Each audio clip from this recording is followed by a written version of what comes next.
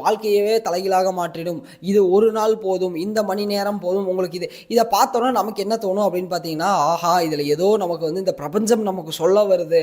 கண்டிப்பாக நிறைய பேர் இந்த வேலையை வந்து பண்ணுவாங்க. இந்த பிரபஞ்சம் நமக்கு ஏதோ சொல்ல வருது, யூனிவர்ஸ் ஏதோ சைன் கொடுக்குதுன்னு உடனே அந்த அந்த தம்ப்நெயிலை போய் கிளிக் பண்ணி அந்த வீடியோக்குள்ளே போவாங்க.